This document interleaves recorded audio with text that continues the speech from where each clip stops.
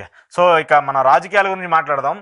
జగన్మోహన్ రెడ్డి గారి birthday celebrations చూసిన తర్వాత కూటమికి సంబంధించి కావచ్చు, కూటమికి సంబంధించిన నేతలు కావచ్చు, కొంత ఆలోచనలో పడినట్టు అర్థమవుతుంది. ఎందుకంటే ఒక ప్రతిపక్షంలో ఉన్నటువంటి ఒక నేతకి ఈ రేంజ్లో అంటే 6 నెలల్లోనే ఇంత పెద్ద మళ్ళీ క్రేజ్ రావటము, ఇంతమంది జనంలోకి వచ్చి అంటే జనాలు బయటకు వచ్చేసి మాట్లాడటము, వాళ్ళందరూ కూడా ప్రభుత్వానికి వ్యతిరేకంగా నినాదాలు చేయటము కూటమికి ఒక ఎదురు దెబ్బ అనిపించే విధంగా ఉండట్లేదా?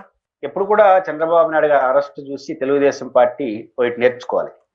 అంతకుముందు మౌనంగా ఉన్న వాళ్ళు చూద్దాంలే వస్తే చూద్దాంలే అనుకున్న తెలుగుదేశాన్ని అభిమానించిన అందరూ చంద్రబాబు గారు అరెస్ట్ చేయడంతో చాలా తీవ్రమైన రియాక్ట్ అయినారు. అంటే తెలుగుదేశం శ్రేణులందరూ వైటైపోయినారు. అంతకుముందు వైటే ఫెరోసస్. ఎందుకంటే ఇంతకు మించి ఏం జరుగుతుంది? చంద్రబాబుని అరెస్ట్ చేసిన తర్వాత ఇంతకు మించి మాకేం జరుగుతుంది?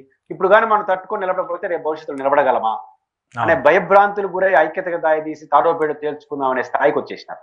అది మానవ సహజం. దాని నుంచి వాళ్ళు ఏమి నేర్చుకున్నట్ల గెలవడంతో అది అయిపోయింది. మనం గెలవడానికి చంద్రబాబు గారి అరెస్ట్ కూడా ఒక కారణం అయింది.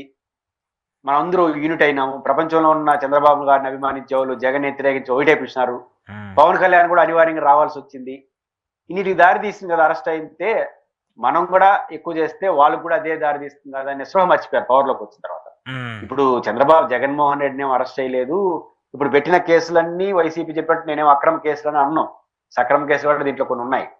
అయితే పాయింట్ ఏంటంటే ఎక్కువ చేస్తే వాళ్ళకి అవకాశం ఇచ్చినట్టు అవుతుంది. ఈ రోజు జగన్ గారి బర్త్డే హైలీ సక్సెస్ఫుల్ కావడంలో జగన్ గారిని అభిమానించే పాత్ర సగం అయితే, సగం కూటమి వాళ్ళు ఇచ్చిన సహాయం.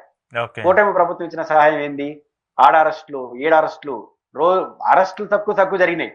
అరెస్టులు గొడవలు దాదాపు తగ్గిపోయినాయి నా దృష్టిలో. ప్రభుత్వం కానీ వాళ్ళు పెట్టే కేసులు తగ్గిపోయినాయి. కానీ ఈ మీడియాలో సాయంత్రం పూట చర్చ జరుగుతుంది. వాడిని కొట్టేస్తారు, వీడిని కొట్టేస్తారు, రేపే మొత్తం ఇలా జడ్జిమెంట్లు ఇస్తా ఉంటారు.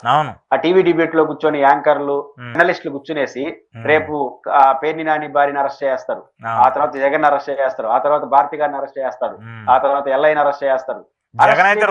వాడేం చేస్తున్నాడు, వీడేం చేస్తున్నాడు. రోజు ఒక ఐపీఎస్ డీసీపీలు అందరినీ అరెస్ట్ చేస్తారు. వాళ్ళ తర్వాత ఏమవుతుంది? అరెస్ట్ కదా చేస్తారు. కానీ ఆయన పరిస్థితికి తెచ్చుకుంటున్నారు.